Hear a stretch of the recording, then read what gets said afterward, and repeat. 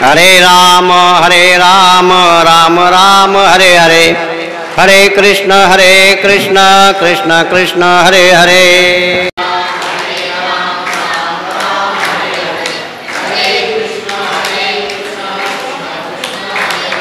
हरे राम राम राम हरे हरे, हरे कृष्ण कृष्ण कृष्ण हरे हरे।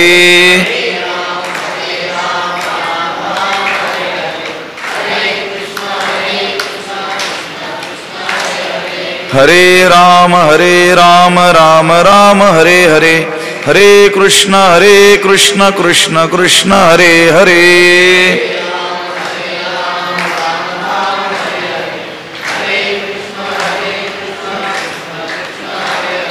हरे राम राम हरे हरे, हरे कृष्ण कृष्ण कृष्ण हरे हरे।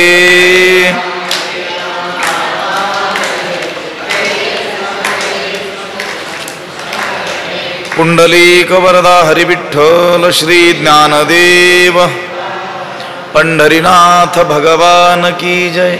माऊली ज्ञानेश्वर जगद्गुरु तुकाराम महाराज की जय, एकनाथ महाराज की जय, सद्गुरु बंशी महाराज की जय, सद्गुरु जोग महाराज की जय।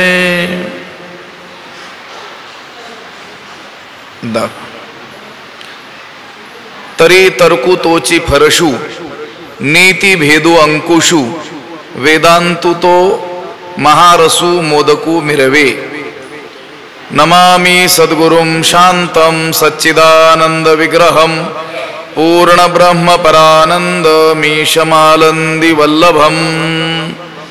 नमो सद्गुरु तुकया ज्ञान दीपा, नमो सद्गुरु सच्चिदानंद रूपा, नमो सद्गुरु भक्त कल्याण मूर्ति, नमो सद्गुरु भास्करा पूर्ण कीर्ति।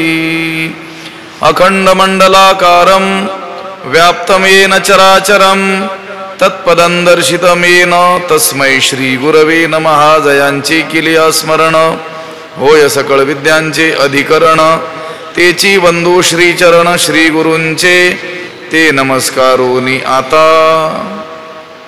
तरी तर्कु तोची फरशु, नीति भेदू अंकुशु, वेदांतु तो महारसू मोदकू मिरवे।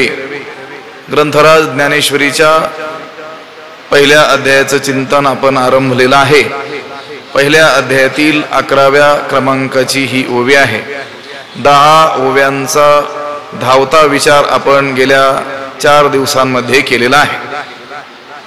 ज्ञानोबाराय या ग्रंथाच्या आरंभी मंगल करतात आणि वाङ्मयीन गणपतीचं स्वरूप आपल्या समोर ते ठेवत आहेत। ज्ञानोबारायांनी आपल्या समोर ठेवलेला जो गणपती आहे तो वाङ्मयीन असा आहे। सर्व वेद हेच त्या गणपतीचं शरीर आहे। तिची मूर्ती सुवेश, चांगल्या प्रकारचा वेश धारण केलेली मूर्ती आहे। त्या गणपतीचे अवयव स्मृतीतेची अवयव असं सांगितलेलं आहे। त्या गणपतीच्या अंगावर घातलेले अलंकार अष्टादश पुराणे तीची मणिभूषणे असं सांगितलेलं आहे। त्या गणपतीच्या अंगावर घातलेलं जे रंगीत वस्त्र आहे पदबंध नागर तीची रंगाथिले अंबर असं सांगण्यात आलं। जे काव्य आणि नाटक आहेत तेच त्या गणपतीच्या पायातील पैंजनाच्या ठिकाणी आहेत आणि त्या काव्य नाटकाचा अर्थ म्हणजे त्या घुंगरांचा मंजूळ ध्वनी आहे असं सांगितलेलं आहे। त्या गणपतीच्या कमरेला बांधलेला जो शेला आहे तो म्हणजे व्यासादी महर्षींच्या ज्या बुद्धी आहेत तिची मेखळा मिरवती असं सांगितलेलं आहे। आणि त्या गणपतीचे जे 6 हात आहे, कारण षडभुजात्मक हा गणपती ज्ञानोबारायांनी आपल्या समोर ठेवलेला आहे। जे 6 दर्शन आहेत, आस्तिक 6 शास्त्र आहेत, तिची भुजांची आकृती असं म्हटलेलं आहे। आणि त्या 6 दर्शन रूपी हातांमध्ये जी वेगवेगळी आयुध आहेत ती म्हणजे त्या त्या शास्त्रकारांनी मांडलेलं मत।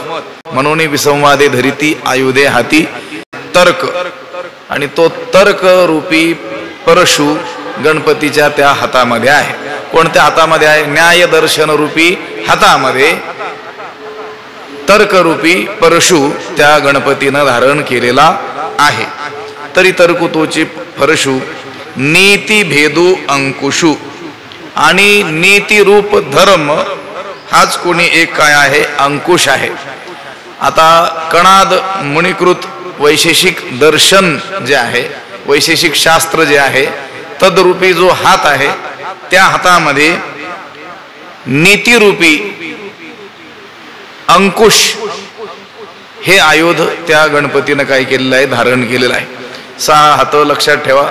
त्यातील पहिला हात न्यायदर्शन रूपी हात, गौतमांनी रचलेलं न्यायदर्शन, तो एक हात. त्या हातामध्ये आयुध कोणतं? फरशु, म्हणजे कुऱ्हाड, मोठी कुऱ्हाड.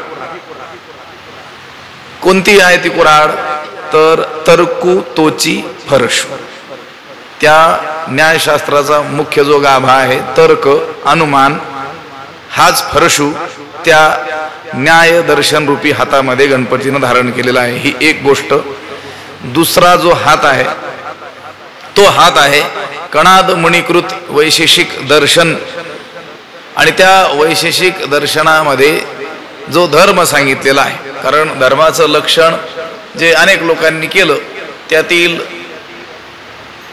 सुप्रसिद्ध लक्षण आणि सर्वमान्य लक्षण जे केलेलं आहे ते कणादांनी केलेलं आहे. वैशेषिक दर्शनकार कणादांनी ते धर्माचं लक्षण म्हणा, धर्माची व्याख्या त्यांनी केलेली आहे. यतो अभ्युदय निश्रेयस सिद्धी सधर्म हा, असं त्यांनी म्हटलेलं आहे. धर्म म्हणजे काय? धर्म म्हणजे काय? तर कोणी कोणी कशा कशाला धर्म म्हटलेला असेल, पण अगदी थोडक्यात सूत्रामध्ये, थोड्या शब्दामध्ये धर्माची संपूर्ण व्याख्या कणादांनी वैशेषिक दर्शनामध्ये केलेली आपल्याला आढळते. काय व्याख्या केली? यतो अभ्युदय निश्रेयस सिद्धी सधर्म हा, असे नियम की ज्या नियमांचं पालन केल्यानं अभ्युदय म्हणजे लौकिक कल्याण, तुमच्या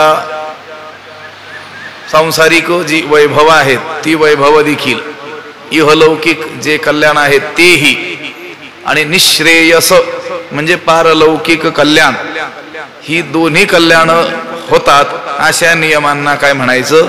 धर्म, अशी व्याख्या केलेली आहे. हे पहा, कोणताही देश सुव्यवस्थितपणे चालण्याकरिता राज्यघटनेची काय असते? आवश्यकता असते. आपल्या देशाला देखील भारतीय राज्यघटना आहे. काय आहे त्याच्यामध्ये? तर कसं वर्तन करावं, कसं करू नये हे सांगितलेलं आहे.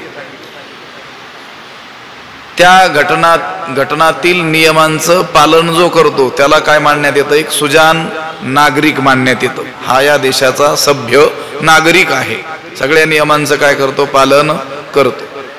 त्या नियमांचं उल्लंघन करणाऱ्याला काय मानण्यात येतं? त्याला आरोपी, अपराधी मानण्यात येतं, की हा काय करतो? नियम उल्लंघतो. हे जसं एखाद्या देशाबद्दल, अगदी तसंच सर्व विश्वाच्या कल्याणासाठी, आणि तेही उभय कल्याणासाठी, त्याचं सांसारिकही कल्याण आणि त्याचं पारलौकिकही कल्याण व्हावं म्हणून भगवंतानेच वेगवेगळ्या महर्षींच्या माध्यमातून जो धर्म प्रकट केला. धर्म म्हणजे नियम, एवढं लक्षात ठेवायचं, की असे काही नियम की त्या नियमांचं पालन केल्यानं जीवाचं इहलौकिकही काय होतं? कल्याण होतं, आणि पारलौकिक कल्याणाचा मार्ग देखील काय होतो? प्रशस्त होतो. लोकांमध्ये असं विपरीत प्रचलन आपल्याला असं आढळून येतं की धर्म मार्गाने जाणाऱ्याची सांसारिक प्रगती होत नाही, असं लोकांमध्ये एक मत दिसून येतं. फारच जर सत्य वागलं, फारच जर धर्माचं आपण पालन केलं तर आपलं काय होतं? व्यावहारिक कल्याण होत नाही, असं लोकांमध्ये अशी बोलचाल आपल्याला एक प्रकारे दिसून येते. पण ज्यांनी धर्माची व्याख्या केलेली आहे त्यांनीच सांगितलेलं आहे की इहलौकिक कल्याणाबरोबरच, सांसारिक कल्याणाबरोबरच, या प्रापंचिक कल्याणाबरोबर, भौतिक सुखांबरोबरच पारलौकिकही सुख ज्याने प्राप्त होऊ शकतात असे जे नियम त्याला काय म्हटलेलं आहे? धर्म. धर्म हा काही आपल्या संसाराच्या आड येत नाही. लक्षात आलं का? हा, आता धर्म म्हणून एखाद्या गोष्टीचा अतिरेक जर माणसं करत असतील तर ती गोष्ट वेगळी आहे. पण संतांनी देखील कधीही लोकांच्या व्यावहारिक हिताच्या आड आलेला आपल्याला दिसत नाही. थोडा विस्तार होईल पण सांगणं आवश्यक आहे. धनप्राप्तीचा निषेध संतांनी केलाय का कुठे? उलट जोडोनिया धन उत्तम व्यवहारे उदास विचारे वेच करी असंच सांगितलेलं आहे. तुमची सांसारिक सुख तुम्ही उपभोगावीत याच्या आड कुठं संत आलेले आहेत का? सुखे करावा संसार. तुमच्या संसाराच्या आड आलेत का ते? नाही. किंवा ज्ञानोबरायांचं उदाहरण आपण देऊ. म्हणून स्वधर्मे जे अर्जे ते स्वधर्मेची विनियोगी जे, मग उरे ते भोगी जे संतोषेशी. म्हणजे अर्जन करावं, द्रव्यार्जन करावं याच्या कधी आड संत आलेले नाहीत. पण ते कसं मिळवावं हे मात्र त्यांनी सांगितलेलं आपल्याला आढळून येतं. इहलौकिक कोणत्याही सुखाच्या आड संत येत नाहीत, धर्म येत नाही, शास्त्र येत नाही. हा, फक्त ती सुख मिळवत असताना कुणाला दुखवून ती मिळवू नयेत एवढं मात्र सांगायला संत विसरत नाहीत. ज्ञानोबरायांनी सांगितलेलं आहे, परप्राण घाते मिळविती वित्ते तयाचे चित्ते तोषणे कैसे. दुसऱ्याच्या प्राणांचा घात करून वित्त जे मिळवतात त्यांच्या चित्ताला कशी काय संतुष्टी मिळू शकेल?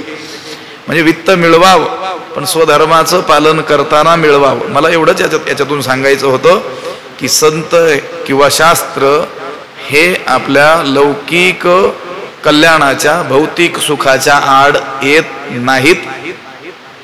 परंतु हेही सांगायला ते विसरत नाहीत की केवळ भौतिक सुख मिळवणं म्हणजेच जीवनाची इति कर्तव्यता आहे. माझं बोलणं लक्षात येत आहे? कारण त्या त्या पातळीवर असणाऱ्या जीवांना त्यांचा अधिकार लक्षात घेऊनच संत किंवा शास्त्र काय करणार आहेत? उपदेश करणार आहेत. अधिकार तैसा करू उपदेश साहे ओझे त्यास तेची देऊ. ज्याचा जसा अधिकार असेल त्याच्यामध्ये जर विवेक वैराग्याती नसेल तर त्याला त्याग करण्याचा आदेश कधीही धर्म करणार नाही. उलट अधिकार अंगी बांधलेला नसताना कर्मत्याग करू पाहणाऱ्यांना तुकोबारायासारख्या संतांनी शिव्या घातलेल्या आपल्याला दिसून येतात. न बाणता स्थिती अंगी कर्मत्यागी लंडतो असं त्यांनी म्हटलेलं आहे. संत हे व्यावहारिक सुखाच्या आड येत नाहीत, शास्त्र हे व्यावहारिक सुखाच्या आड येत नाहीत. पण केवळ व्यावहारिक सुख मिळवणं यानेच जीवनाची पूर्णता होते असं मात्र ते मानत नाहीत. म्हणून पारलौकिकही सुख म्हणून काहीतरी आहे आणि त्याची प्राप्ती त्यांनी त्यांच्या जीवनात करून घेतलेली आहे आणि अनुभवपूर्वक ते जीवाला सांगत असतात. मला यातून एवढंच सांगायचं होतं की धर्म शब्दाची व्याख्या वैशेषिक दर्शनकारांनी जी केलेली आहे, कणादांनी जी केलेली आहे ती सर्व मान्य अशी आहे. प्रत्येक शास्त्रकाराचा सिद्धांत हा भिन्न आहे. एकाचा सिद्धांत दुसऱ्याला मान्य नाही ही गोष्ट खरी असली तरी धर्माची केलेली ही व्याख्या मात्र सर्वच शास्त्रकारांना काय आहे? मान्य आहे. म्हणून पहिला जो हात आहे गणपतीचा तो कोणता आहे? न्याय दर्शन. गौतम ऋषींनी निर्मिलेलं न्यायशास्त्र हा एक हात आणि त्या हातामध्ये फरशू म्हणजे कुऱ्हाड हे काय केलेलं आहे? आयुध घेतलेलं आहे. कोणता फरशू? तरकुतोची फरशू. दुसरा हात जो आहे वैशेषिक दर्शनकार जे कणाद महर्षी, कणादांनी रचलेलं वैशेषिक दर्शन, त्या दर्शनशास्त्र रूपी जो हात आहे त्या हातामध्ये काय आहे तर त्यांनी सांगितलं अंकुश आहे. कोणता अंकुश आहे तर नीती भेदू अंकुशू. नीती हाच काय आहे? अंकुश आहे. खूप मोठा विस्तार होऊ शकतो. या ओवीवर कितीतरी दिवस चिंतन करता येणं काय आहे आपल्याला शक्य आहे.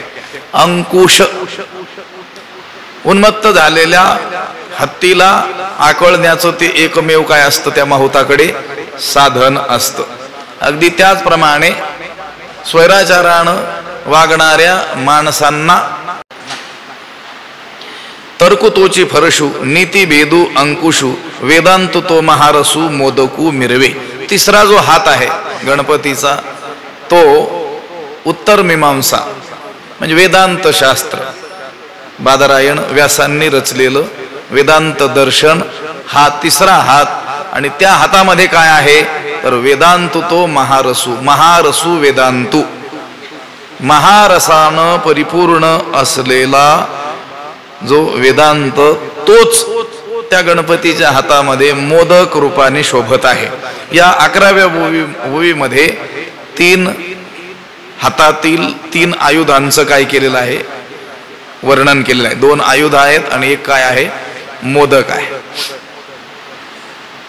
6 भुजांचा आपला काय आहे गणपती आहे. त्या 6 भुजांपैकी 3 भुजांचं वर्णन या 11व्या एका ओवीमध्येच केलेलं आहे.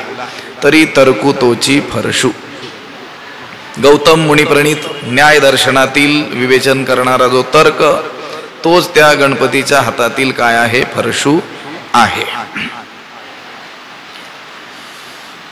आता आम्ही वेदांताचे थोडे आग्रही असल्यामुळं आणि एकंदरच सर्व संतांनी काय सांगितलेले प्रमुख वेदांतच सांगितलेला आहे, आपल्या बोलीभाषेत सांगितलेला आहे.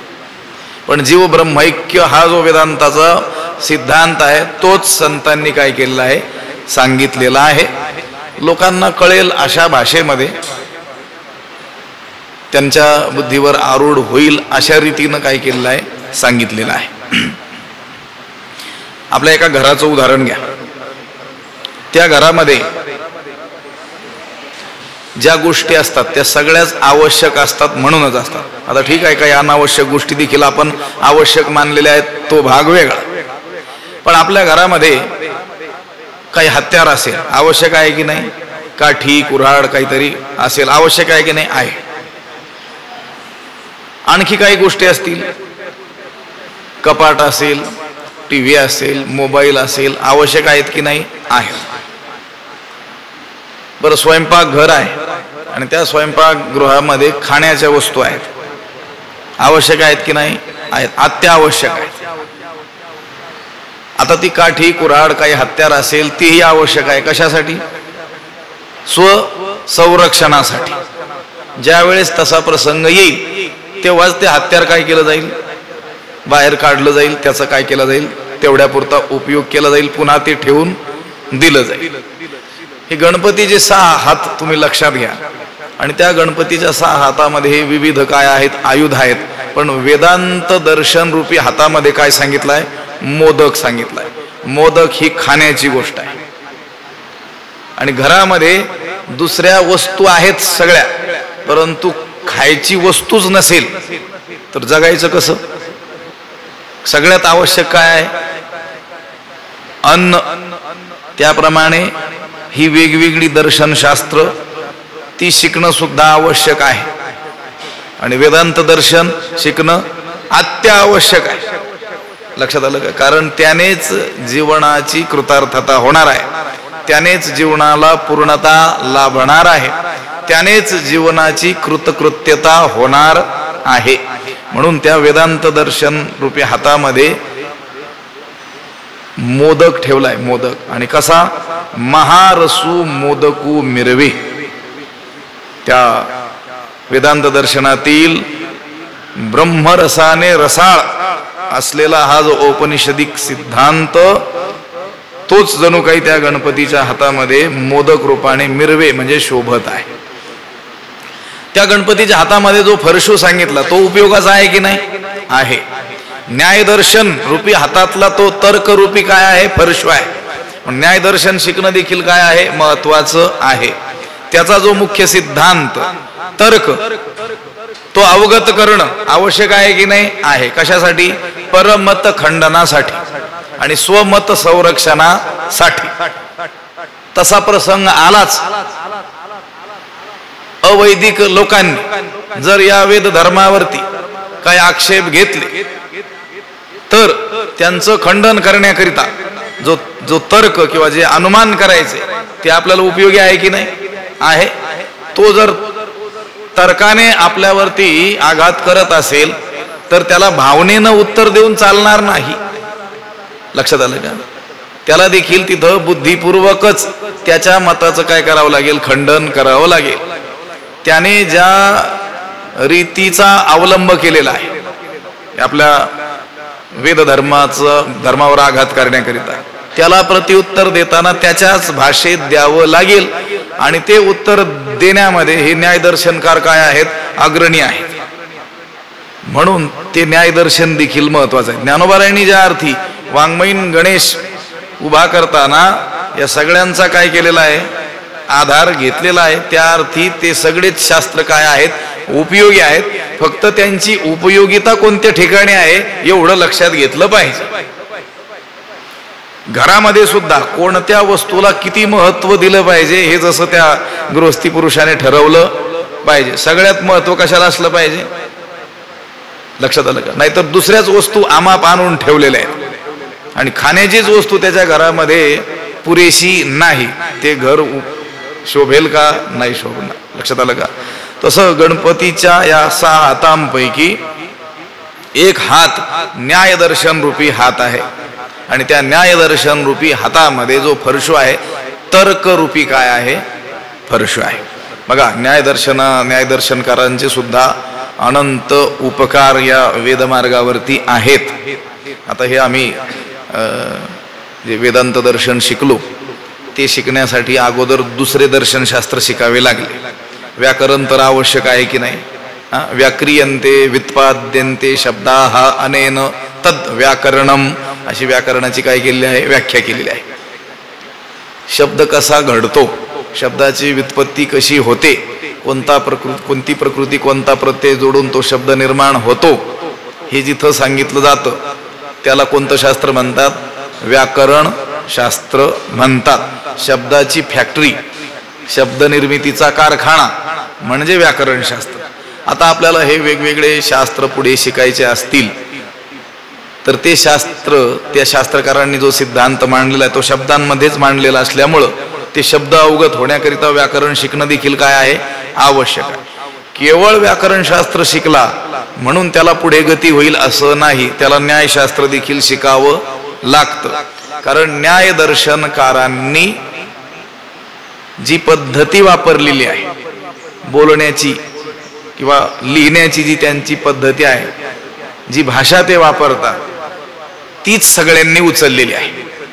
कोणत्याही दर्शनशास्त्राची भाषा तिला म्हणतात न्याय घटित भाषा, असा शब्द आहे. थोडं क्लिष्ट होईल पण करावं लागतंय.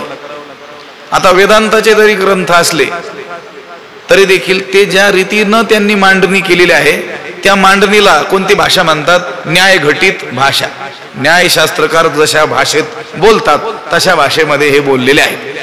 म्हणून ती पद्धती अवगत होण्याकरिता आपल्याला न्यायदर्शन शिकण्याशिवाय पर्याय नसतो. ठीक आहे, थोडं थोडं का होईना त्यांचे प्रारंभिक माध्यमिक का होईना ग्रंथ शिकावे लागतात आणि मग आपला वेदांत दर्शनामध्ये काय होतो, चांगल्या रीतीनं प्रवेश होतो. जिथं कुठं वेदांत शास्त्र शिकविलं जातं तिथं त्या वेदांत शास्त्राचं शिक्षण आरंभ करण्यापूर्वी या सगळ्या शास्त्रांचा थोडा बहुत अभ्यास करावा लागतो.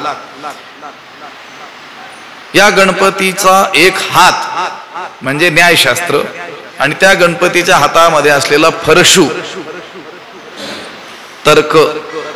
तर्करूपी काय आहे, फरशू आहे. तुम्ही पहा, फरशूच का म्हटलं, ती कुऱ्हाडच का म्हटले, कुऱ्हाड काय काम करते, छेदन करण्याचं काय करते, काम करते. तसं कुणी या वेद मार्गावरती आक्रमण करत असेल तर त्याला तोंड देताना आपल्याला या न्यायदर्शनाचा तर्क उपयोगी पडतो. लक्षात आलं का? ठीक आहे. जे सामान्य भोळे भाविक असतील ते त्यांचा स्वतःचा उद्धार करून घेतील यात कोणतीच शंका नाही, कारण शेवटी भाव महत्वाचा आहे. पण धर्मावर होणारे आघात परतून लावण्याकरिता केवळ याच्या अंतःकरणात असलेला भाव उपयोगी ठरत नाही. माझं बोलणं लक्षात येते. मी इथंच मला वाटतं पूर्वी कीर्तन करताना असं सांगितलं होतं, ज्ञानेश्वरी ग्रंथ भगवंताची कृपा व्हावी म्हणून आपण भावधरुणिया वाची ज्ञानेश्वरी ही गोष्ट खरी आहे, पण या ज्ञानेश्वरीवरती कोणी आक्षेप घेत असेल तर त्याला उत्तर देताना त्याच्या भाषेत द्यावं लागत असल्यामुळं तेथे केवळ भावभावनांची उपयोगिता नाही आहे. कारण तो तर्कानं कुतर्कानं आपल्यावरती आघात करतो, त्याला उत्तर देताना जशास तसे या न्यायानंच द्यावं लागेल. नाहीतर तो आपल्या धर्मातील दोष सांगतो आहे, नसलेले दोष दाखवून देतो आहे. कशानं? बुद्धिबळानं. त्याचं खंडन करताना आपल्याला कसं करावं लागेल? बुद्धीच्या बळानंच करावं लागेल. मग ती बुद्धी प्राप्त होण्याकरिता हे दर्शनशास्त्र शिकणं काय आहे? आवश्यक आहे. जर तो आपल्यावरती आक्षेप घेत असेल आणि आपण सांगायचं नाही आमचा धर्म सर्वात श्रेष्ठ आहे, श्रेष्ठ आहे पण त्याला पटवून दे ना, लक्षात आलं का? तिथं तुम्हाला हे शिकावंच लागणार आहे. आठवलं म्हणून सांग, रामकृष्ण परमहंसांचं एक काय आहे वचन आहे, त्यांनी सांगितलं ज्याला आत्महत्या करायची त्याला एक टाचणी पुरेशी आहे, एक सुई. त्याला काय करायची? आत्महत्या. आपला जीव द्यायचा आहे, देऊ नये जीव पण द्यायचा असेल तर. शरीरामध्ये जी मर्मस्थानं सांगितलेली आहेत आयुर्वेदानं, या शरीर चिकित्सा शास्त्रानं काही मर्मस्थानं सांगितलेली आहेत, जिथं थोडासा जरी आघात झाला तरी जीव जाऊ शकतो. दुसरीकडे कितीही आघात झाला तरी हाड मोडेल, हात तुटून जाईल, पण मृत्यू येणार नाही. पण मस्तकाचा काही भाग असेल, हृदयाजवळचा काही भाग असेल, अशी काही मर्मस्थानं आहेत की तिथं थोडा आघात झाला की माणसाचा मृत्यू होऊ शकतो. म्हणून त्यांनी काय सांगितलं, ज्याला आत्महत्या करायची त्याला एक टाचणी देखील काय आहे? पुरेशी आहे. ती मर्मस्थानं शोधून तिथं काय करायचं? त्याने ती टोचायची की जीव जाईल. पण ज्याला लढायचं आहे त्याला टाचणी पुरेशी नाही. युद्धाचा प्रसंग आहे, चालला घेऊन, हातात एक बॉक्स होता, काय म्हणे टाचण्यांचा बॉक्स आहे, चालेल का? त्याला काय लागेल? ढाल, तलवार, भाला, कुऱ्हाड इत्यादी गोष्टींची काय आहे? आवश्यकता आहे. हे त्यांनी कशासाठी सांगितलं? ज्याला केवळ स्वतःचा उद्धार करून घ्यायचा त्याने आपलं रामकृष्ण हरी एवढं म्हटलं तरी काय आहे? पुरेसं आहे. केवळ हरिपाठ त्याला वाचता आला तरी त्याचा निश्चितच उद्धार होईल, यात शंका नाही. पण ज्याला धर्म प्रचार करायचा आहे, धर्मावर येणारे आघात थोपवायचे आहेत, त्याला केवळ तेवढंच पुरेसं नाही, त्याच्याकडे बुद्धीचं सामर्थ्य असणं सुद्धा आवश्यक आहे. आणि त्या बुद्धीला धार देण्याचं काम हे शास्त्र करतात. कोणते? व्याकरणशास्त्र, न्यायशास्त्र, हे शास्त्र त्याला बुद्धीला धार आणण्याचं काम करत असतात.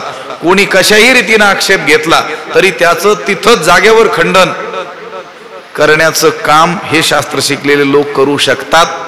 म्हणून हे देखील उपयोगी आहेत. म्हणून फरशू म्हटलेलं आहे, तर्कोतोची फरशू. कुऱ्हाडीचा सततच उपयोग आहे का? काही काम नाही, धाम नाही, कोणी आघात केलेला नाही, कुऱ्हाडच घेऊन फिरतो गावभर, चालेल का?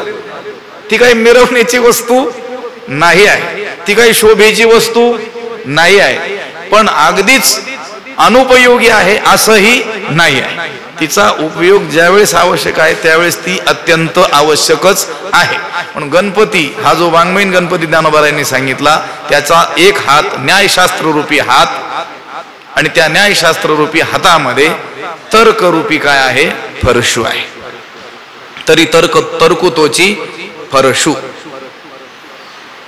नीतिभेदू अंकुशू. दुसऱ्या एका हातामध्ये अंकुश आहे. अंकुश देखील काय आहे? आयुध आहे. सांगितलं ना, गणपत त्या हत्तीला, त्या माहुताला जर ताब्यात ठेवायचं असेल तर कशाचा उपयोग करतो? त्या अंकुशाचा. त्याच्या त्या गंडस्थळावरती तो त्या अंकुशाने टोचतो आणि एवढा मोठा बलाढ्य हत्ती काय होतो? त्याच्या ताब्यात येतो.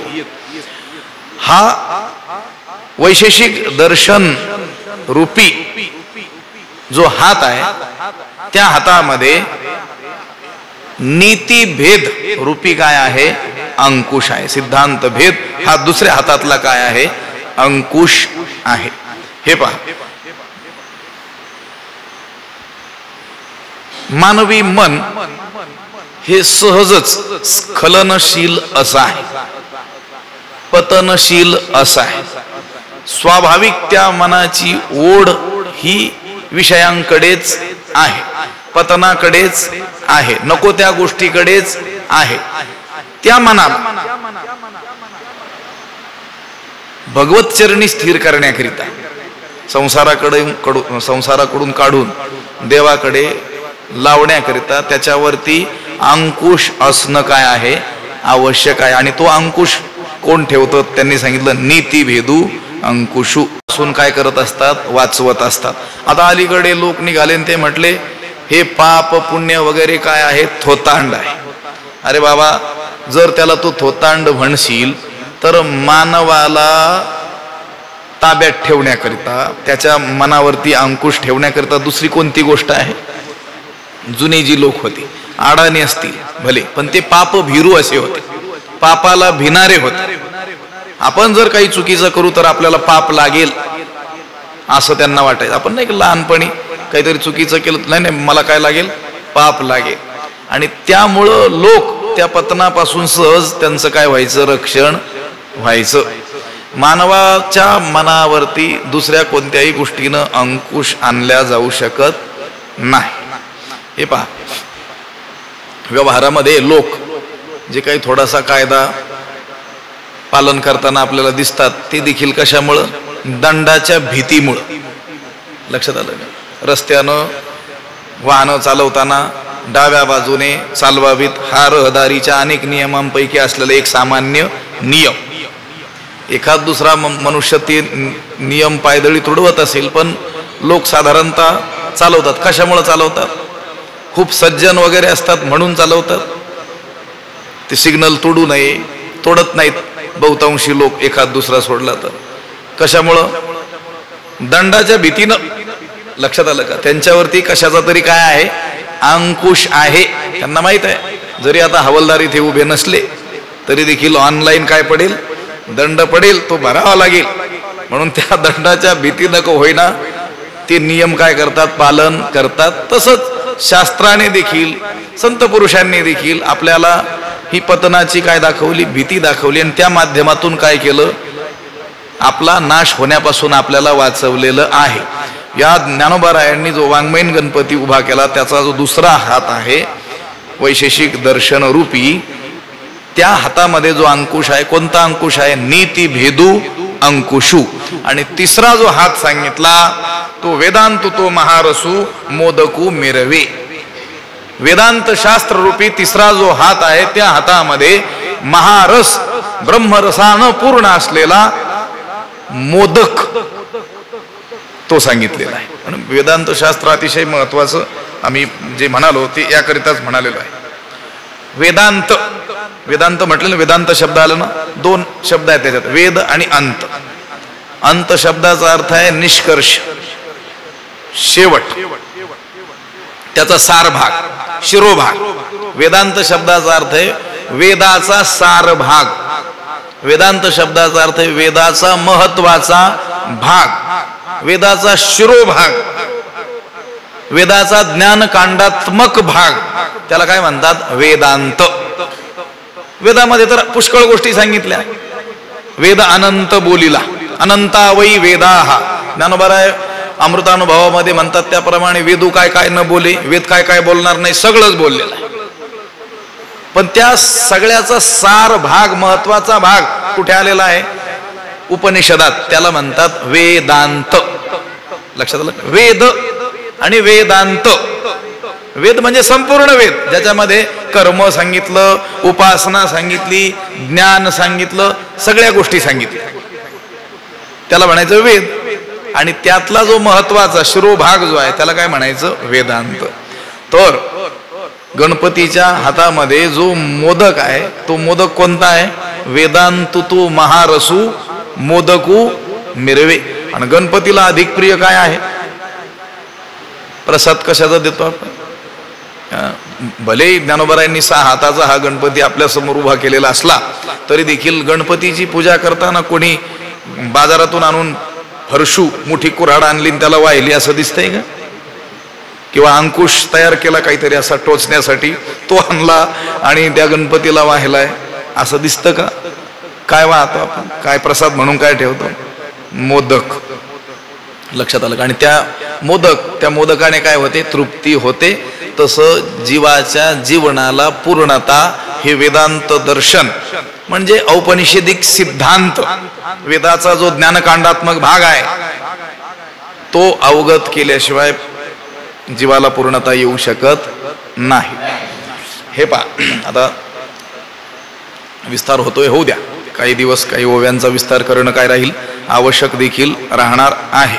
अगदीच धावत गेलं तर 20-30 ओव्या देखील आपण घेऊ शकतो. 2 मिनिटात एक ओवी, 60 मिनिटात 30 ओव्या देखील होतील. परंतु फक्त 30 ओव्या झाल्या एवढंच लक्षात राहील. आजच्या पाठामध्ये 30 ओव्या झाल्या एवढंच लक्षात राहील. असो, तमेव विदित्वा ती मृत्युमिती नान्य पंथा विद्यते अयनाय. वेदानं सांगितलं त्या परमेश्वराला जाणूनच हा जीव जन्म मृत्यू रूपी सागराचं उल्लंघन करू शकतो. अयनाय अन्य पंथा न विद्यते, याच्यासाठी दुसरा मार्ग नाही. ज्ञानेविन मोक्ष नाही हा सिद्धांत वेद बोले हात उभारून. नामदेवरायांनी सांगितलं ज्ञानाशिवाय मोक्ष प्राप्त होऊ शकत नाही असं वेदानं हात वर करून सांगितलेलं आहे. ज्ञानाद एव तु कैवल्यम, ज्ञानानेच कैवल्य म्हणजे मोक्ष प्राप्त होतो. रीते ज्ञानान मुक्तीही, ज्ञाना वाचून, रीते म्हणजे वाचून खेरीज मुक्ती मिळू शकत नाही. मग मोक्ष मिळवण्यासाठी काय आवश्यक आहे? ज्ञान. कोणतं ज्ञान? त्या परमेश्वराचं ज्ञान. तो परमेश्वर कसा आहे त्याच्या स्वरूपाचं यथार्थ ज्ञान. तो आणि मी एकच आहे अशी अभेदाच्या निश्चयाची स्थिती, ते ज्ञान. नाहीतर तो परमात्मा वेगळा आणि मी जीव वेगळा असं ज्ञान उपयोगाचं नाही, त्याला ज्ञान म्हणत नाहीत. 2 भाग करता येतात आपल्याला, नाही का? इंग्रजी भाषेत चांगले शब्द आहेत त्याला, इन्फॉर्मेशन आणि नॉलेज. माहिती आणि ज्ञान. आपल्याला वाटतं याच्या भरमसाठ पाठांतर आहे, कोणत्याही ग्रंथातलं काही सांगतो म्हणजे याला ज्ञान असलं पाहिजे. त्याला माहिती आहे. काय आहे? माहिती आहे.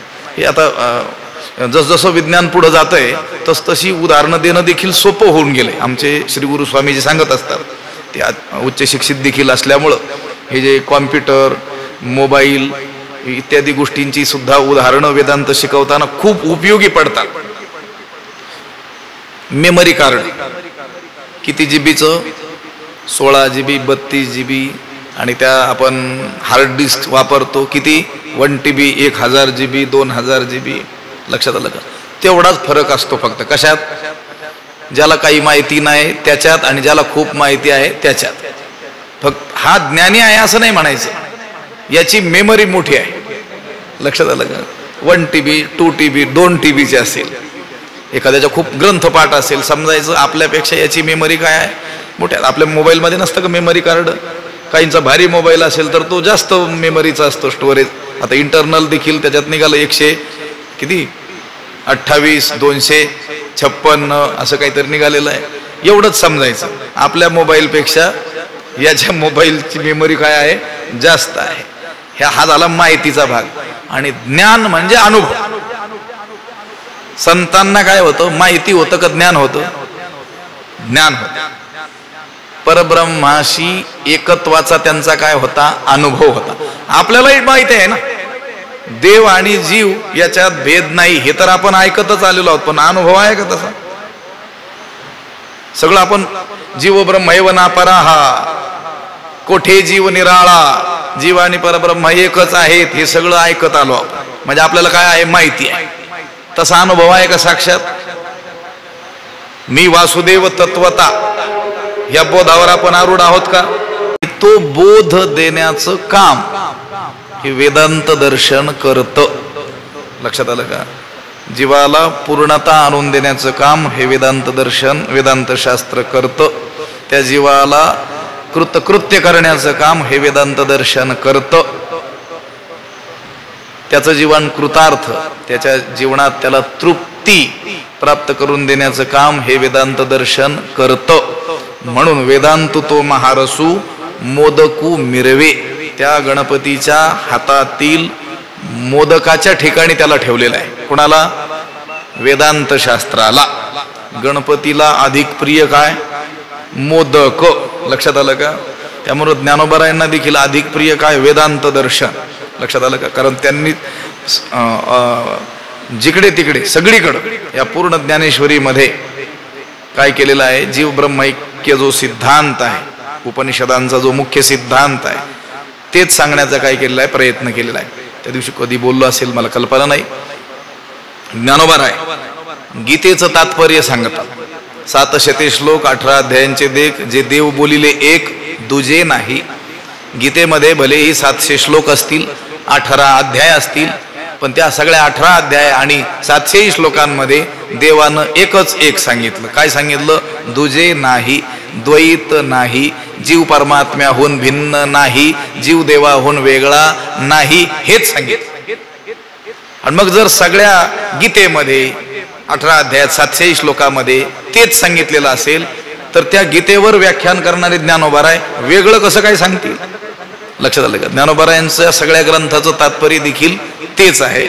म्हणून त्यांनी त्या गणपतीच्या वेदांत रूपी हातामध्ये मोदक ठेवलेला आहे. लक्षात आलं का? वेदांत तो महारसू मोदकू मिरवे. ब्रह्मरसानं रसाळ असलेला हा औपनिषदिक सिद्धांत तो गणपतीच्या हातामध्ये काय आहे? मोदक रूपाने शोभतो आहे. तीन हातांचं वर्णन झालंय की नाही? एका ओवीमध्ये न्यायदर्शन रूपी हात, त्या हातामध्ये तर्करूपी फरशू हे आयुध आहे. दुसरा वैशेषिक दर्शन रूपी जो हात, त्या हातामध्ये नीतिभेद रूपी अंकुश दिलेला आहे.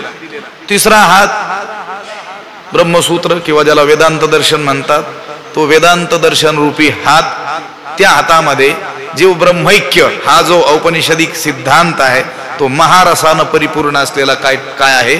मोदक आहे. किती हात झाले? 3. त्या हातातील आयुध झाले. आता किती राहिले? 3. पुढच्या ओवीमध्ये विचार करतात, एके हाती दंतू जो स्वभावता खंडितू, तो बौद्ध मत संकेतू वार्तिकांचा. आता या 11व्या ओवीत एका ओवीत 3 हात आणि त्या हातातील आयुध यांचं वर्णन केलं. या 12व्या ओवीमध्ये मात्र 1 हात आणि त्या हातातील आयुधाचं काय केलेलं आहे? वर्णन केलेलं आहे. एके हाती दंतू, एके हाती जो स्वभावता खंडितू दंतू, तो वार्तिकांचा बौद्ध मत संकेतू, असा या ओवीचा काय आहे? अन्वय आहे.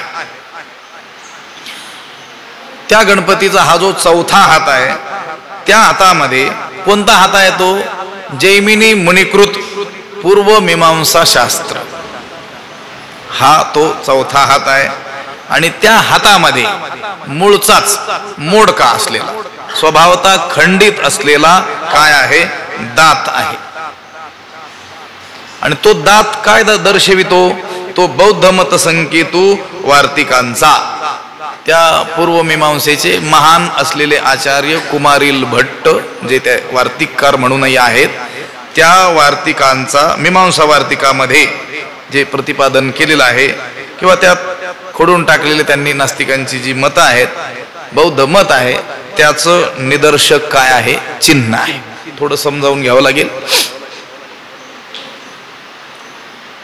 बौद्ध मत संकेतू हे वर्णन केलं. वर्णन चाललंय वाङ्मयीन गणपतीचं. त्या गणपतीच्या शरीराच्या अवयवांच्या, मस्तकाच्या, कानाच्या, सगळ्या सोंडेच्या ठिकाणी काय येणार आहेत? वाङ्मयच येणार आहे. कोणतं वाङ्मय? वैदिक वाङ्मय. लक्षात आलं का? वेदाला अनुसरणार वाङ्मय ते येणार आहे. मग इथं बौद्ध मत संकेतू की जे वेदनिंदक आहेत, नास्तिक मत ज्यांना म्हटलं जातं, त्यांचं कसं काय वर्णन केलं? तर गोष्ट अशी आहे, एक उदाहरण सांगतो म्हणजे लक्षात येईल. सैन्याची जी केंद्र आहेत ती आपण पाहिलेली असतील, प्रशिक्षण केंद्र सैनिकाची. आता आपल्या अहिल्यानगर या ठिकाणी मोठं केंद्र आहे. आशिया खंडातलं सगळ्यात मोठं रणगाड्याचं जे शिक्षण दिलं जातं ते आपल्या नगरला आहे. तुम्ही म्हणाल तुम्हाला कसं माहीत? मी 3 वर्ष NCC मध्ये होतो, त्यामुळं तिथं कॅम्पला जाण्याचा अनेक वेळेस 4-6 वेळेस तरी प्रसंग आलेला आहे. उदाहरण त्याचं का दिलं मी, तर ती बटालियन असेल किंवा तो सैन्याचा विभाग असेल, त्यांच्या प्रवेशद्वारावरती टँक ठेवलेले असतात, म्हणजे रणगाडे ठेवलेले असतात. कोणते नवे असतात का? नाही, जुने रणगाडे, अगदी भग्न अवस्थेतले, अगदी फुटलेले. कशासाठी ठेवले असतात? आपल्या देशाचे असतात का ते? नाही. परत लक्षात घ्या, त्या बटालियन मधील सैनिकांनी पूर्वी शत्रूशी युद्ध करताना, त्यांना हरवताना त्यांचे जप्त केलेले जे रणगाडे आहेत ते आणलेले असतात, आणि ते आमच्या लोकांनी यांना हरवलं ह्या साली, ह्या वर्षी, ह्या युद्धामध्ये, म्हणून शोभेसाठी तिथं ते ठेवलेले असतात. ही गोष्ट लक्षात आली. आता तो रणगाडा तिथं जर वाचलं तर तो पाकिस्तान बनावटीचा, दुसऱ्या देशाच्या बनावटीचा असा तिथं उल्लेख असतो. पण हा रणगाडा आम्ही 71च्या युद्धामध्ये आमच्या सैन्यातील तुकडीनं काय केला, जप्त करून आणला, म्हणून तिथं ठेवलेला असतो. कशासाठी? तो दर्शविण्यासाठी. ती एक त्यांना स्वाभिमानाची काय असते, गोष्ट असते. हे लक्षात आलं. आता आपल्याला लक्षात येईल की त्या गणपतीच्या एका हातामध्ये दात आहे, हस्तिदंत. तोही कसा? स्वभावता खंडितू, सहजच आपोआपच आधीच तुटलेला तो दात आहे. तुम्ही म्हणाल मग तुटलेला दात आणि ती शोभा कशी काय देतोय? तर त्या तुटलेल्या दातानं संकेत केला जातोय तो बौद्ध मत संकेतू वार्तिकांचा. म्हणजे पूर्वमीमांसक जे आहेत त्यांचे कुमारिल भट्ट हे जे वार्तिककार आहेत, त्यांनी बौद्ध मताचं काय केलेलं आहे, खंडन केलेलं आहे, आणि त्याचा संकेत तो स्वभावता खंडित असलेला दात देतो आहे. लक्षात आलं का?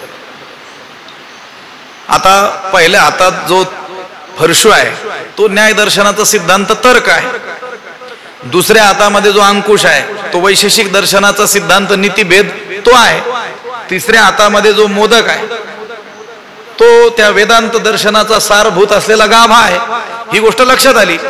पण चौथ्या हातामध्ये मोडका दात आहे, आणि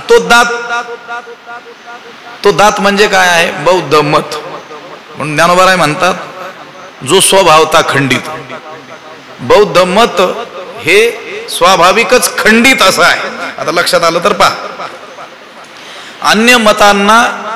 अन्य मतांचं खंडन करावं लागलं, आणि बौद्ध मत हे स्वभावताच काय आहे? खंडित आहे. भगवान भाष्यकार ज्यावेळेस प्रस्थानत्रयावरती भाष्य लिहितात, उपनिषदाच्या भाष्यामध्ये अनेक ठिकाणी त्यांनी असं म्हटलेलं आहे, मी जो या बौद्ध मताचा विचार करू जातो तो हे पोकळ आहे हे मला लक्षात येतं. कसं? त्यांनी उदाहरण दिलं. वाळूमध्ये खोदलेली विहीर, ती जशी खोदत जावी तशी ती काय होते? आपोआपच बुजून जाते. तसं या मताचा विचार करताना मला लक्षात येते की हे काय आहे? स्वभावताच खंडित असलेला आहे. याचं खंडन करण्याची काही आवश्यकताच नाही. पण अशा स्वाभाविक खंडित असलेल्या मतानं सुद्धा या वैदिक धर्मानुयायी लोकांच्या बुद्धीवरती काय केलं होतं? काही काळ आक्रमण केलेलं होतं. हे लक्षात घ्या.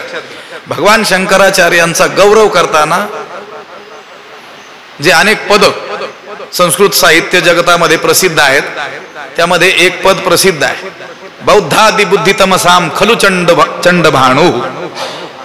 बौद्ध जैन इत्यादी जे नास्तिक मत की ज्या मतांनी या वैदिक धर्मानुयायी लोकांच्या बुद्धीवरती काय केला होता? अंधकार पसरविला होता.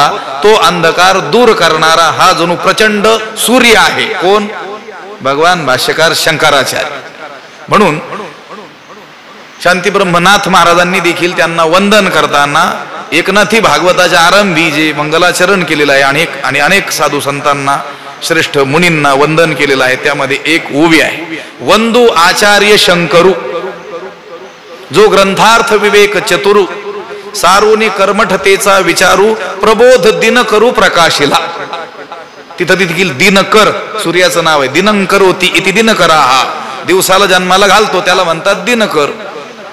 तो उगवल्यानंतरच दिवस होतो की नाही, म्हणून सूर्याला नाव आहे. काय नाव आहे? दिनकर. नाथ महाराजांनी देखील भगवान भाष्यकार आचार्यांना, शंकराचार्यांना काय म्हटलेलं आहे? हे सूर्य आहेत. आणि सूर्य काय काम करतो? अंधाराचा नाश करतो. मग या शंकराचार्य रूपी सूर्यांनी कोणत्या अंधाराचा नाश केला? बौद्धादी बुद्धी तमसाम. हे बौद्धादी जे बुद्धीवरती अंधाराप्रमाणे त्यांची मतं आली होती, त्या मतांना बाजूला करण्याचं काम भगवान भाष्यकार शंकराचार्यांनी केलेलं आहे. मला हे सगळं सांगण्यातून काय सांगायचं होतं तर हे बौद्ध मत जरी स्वभावता खंडित असलं तरी देखील श्रेष्ठ म्हणविल्या जाणाऱ्या या वैदिक धर्मानुयायी लोकांच्या बुद्धीवरती काही काळ त्यांनी काय केलं होतं? आक्रमण केलं होतं. आणि अकर्मण्य अवस्थेला आपला धर्म पोहोचलेला होता. त्यांनी काय केला? मोक्ष मार्ग सगळ्यासाठी खुला केला, संन्यास सगळ्यासाठी काय केला? खुला केला. त्यावेळेस त्यांना राजाश्रय काय झाला? प्राप्त झाला. आणि जिकडे तिकडे बौद्ध धर्माचा बोलबाला झाला. आता राजाश्रय प्राप्त झाला म्हटल्यानंतर काय? बौद्ध विहार त्यांनी त्या राजांनी काय केली? बांधून दिली. त्या भिक्षू भिक्षुणींची उदरनिर्वाहाची काय करून टाकली? सोय करून टाकली. हे संन्यासासाठी किती नियम लक्षात आलं का? आता या वेदांत दर्शनाचा अधिकारी सांगताना ते सांगतात की नाही, विवेक, वैराग्य, समाधी षटक म्हणजे शम दम श्रद्धा उपरम समाधान तितिक्षा मुमुक्षुत्व हे सगळं असलं पाहिजे तरच तो इथं प्रवेश करण्याचा अधिकारी. म्हणजे ही त्याची प्रवेश परीक्षा आहे. काय म्हणतात इंग्रजीत? CAT काय म्हणतात तुम्ही? CATच ना? प्रवेश परीक्षा. पूर्वी ह्या प्रवेश परीक्षा वगैरे झंझट काही नव्हत्या. सरळ त्या शाळेत प्रवेश दिला जायचा आणि मग तिथं जे काही शिकवलं जातं त्याच्या परीक्षा घेतल्या जायच्या. आता त्या शाळेत शिरतानाच काय केला जातो? परीक्षा घेतल्या जातात, कठीण असतात त्या. तसं ह्या मोक्ष मार्गामध्ये म्हणजे आपल्या वैदिक मोक्ष मार्गामध्ये प्रवेश करताना ह्या परीक्षा आहेत. तुझ्यात वैराग्य आहे का? विवेक आहे का? शम दम श्रद्धा उपरम समाधान तितिक्षा आहे का? मुमुक्षुत्व तुझ्यात आहे का? तरच तू आमच्या बालवाडीत बसण्याचा काय अधिकारी. आणि त्यांनी मात्र यारे यारे लहान थोर कोणी या.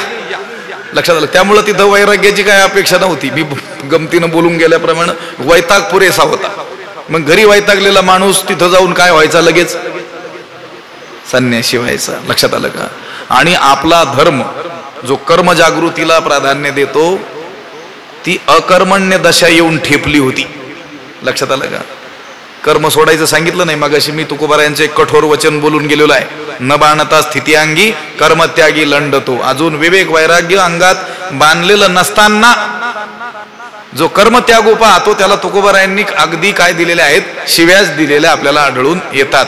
तिथं मात्र तसं नव्हतं. घरी वैतागला की झालाच तो काय? संन्यासी.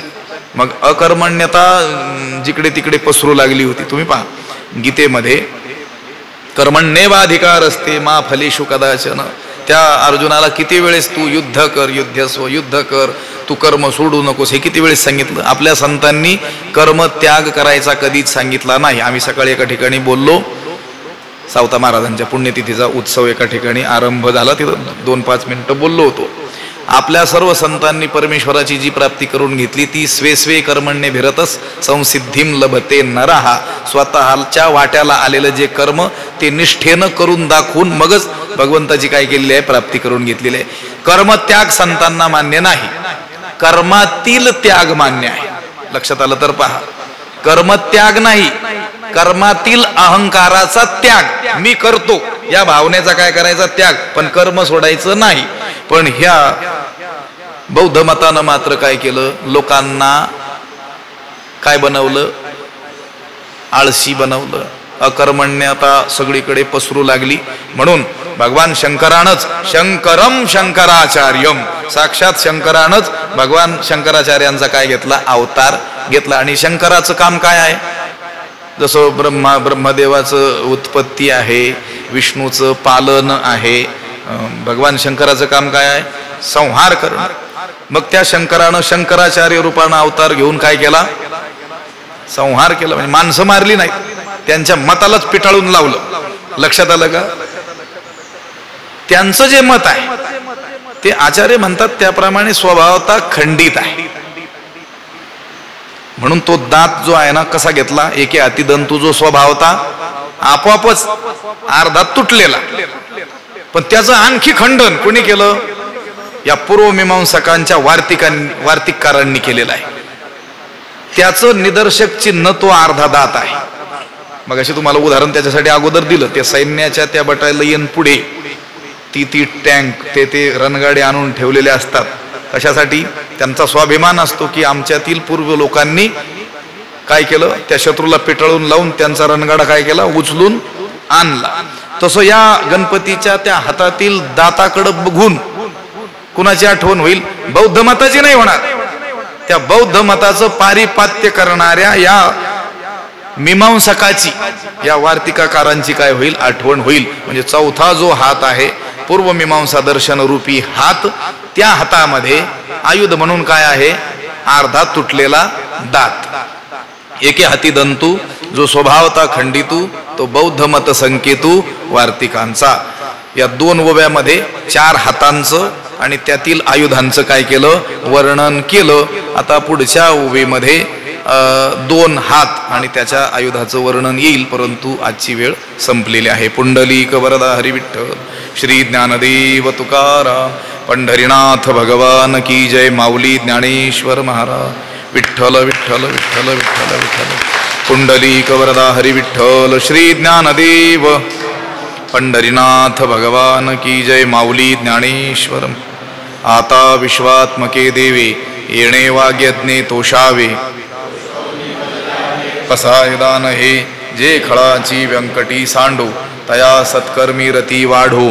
भूता परस्परे पडो, मैत्र जीवांचे दुरितांचे तिमिर जावो.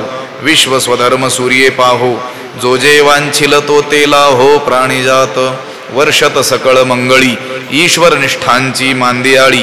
अनवरत भूमंडळी भेटो तया भूता, चला कल्पतरूंचे आरव. चेतना चिंतामणीचे गाव, बोलते जे अर्णव पियुषांचे. चंद्रमे जे अलांछन, मार्तंड जे तापहीन. ते सर्वाही सदा सज्जन, सोयरे होतू पूर्ण होवनी तिही लोकी. भजिजो आदिपुरुखी अखंडित, आणि ग्रंथोपजीविये. विशेषी लोकी इये, दृष्टादृष्ट विजये होआवेजी. एथ म्हणे श्री विश्वेश्वरावो, हा होईल दान पसावो. येणे वरे ज्ञानदेवो सुखिया झाला, येणे वरे ज्ञानदेवो सुखिया झाला. येणे वरे ज्ञानदेवो सुखिया झाला. पुंडलिक वरदा हरी विठ्ठल, श्री ज्ञानदेव तुकाराम, पंढरीनाथ भगवान की जय. माऊली ज्ञानेश्वर. जगद्गुरु तुकाराम महाराज, शांती ब्रह्म एकनाथ महाराज की जय. सद्गुरु बंशी महाराज की जय. सद्गुरु जोग महाराज की जय.